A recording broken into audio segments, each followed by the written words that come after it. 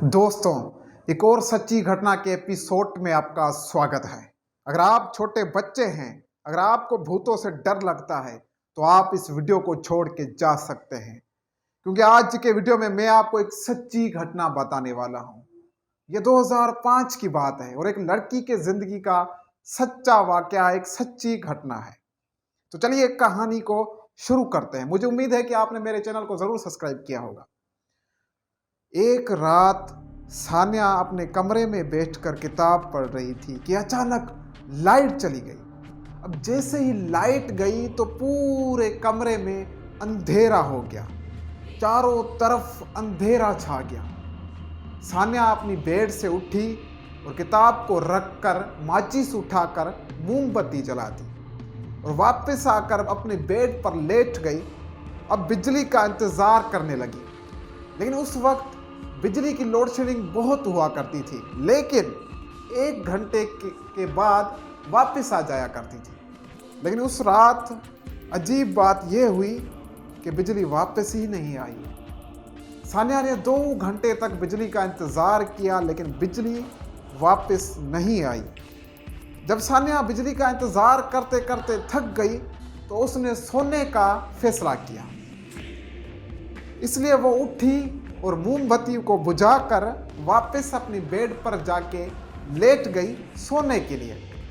कुछ ही देर में उसको नींद आ गई। ये सर्दियों की लंबी रातें हुआ करती थी और सान्या कंबल ऊपर डालकर सो गई। रात के 12 बजे उसकी अचानक आंख खुली तो उसने देखा कि कमरे में रोशनी है।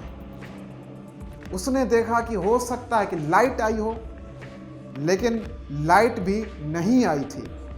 उसने दरवाजे की तरफ देखा तो दरवाज़ा भी अंदर की तरफ से लॉक था।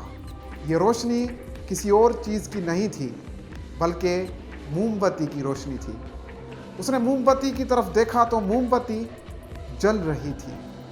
सान्या हैरान हुई।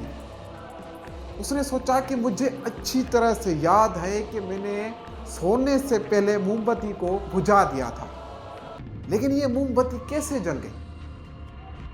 उसने बड़ी हिम्मत करके मोमबत्ती को जाके वापस से बुझा दिया और वापस आकर अपनी बेड पर लेट गई। उसने अपने अंदर में कोई खौफ, कोई डर नहीं पाला था। उसने सोचा कि हो सकता है कि मैं भूल गई हूँ बुझाना, हो सकता है कि ये मेरा कोई वहम हो। वो वापस से सो गई। कुछ ही देर में उसको नींद आ गई। रात के 2 बजे उसकी आंख खुलती है। उसने देखा कि कमरा रोशनी से भरा हुआ था। उसने कुछ घबरा कर मोमबत्ती की तरफ देखा तो मोमबत्ती दोबारा से जल रही थी। इस बार सान्या बहुत डर गई थी। सान्या के अम्मी और अब्बू दूसरे कमरे में सो रहे थे। अब सान्या बिल्कुल डर गई थी। इस बार सान्या को यकीन हो गया था कि मोमबत्ती को कोई अनदेखी ताकत जला रही है। लेकिन इस बार सान्या को हिम्मत नहीं हुई कि वो वापस जाकर उस मोमबत्ती को बुझाए। उसी बेड पर लेट गई और कंबल ऊपर डालकर पूरी रात उसने आयतल कुर्सी और कलमा पढ़ा।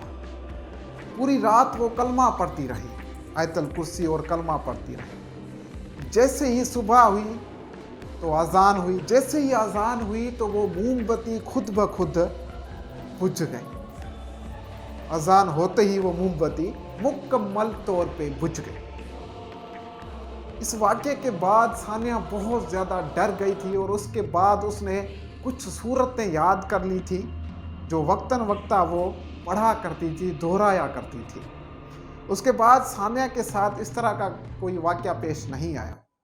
अगर आपके साथ भी इस तरह का कोई वाक़या पेश आया है तो आप अपना वाक़या हमें भेज सकते हैं। नीचे आपको नंबर मिल रहा होगा, इस नंबर पे आप हमें भेज दें।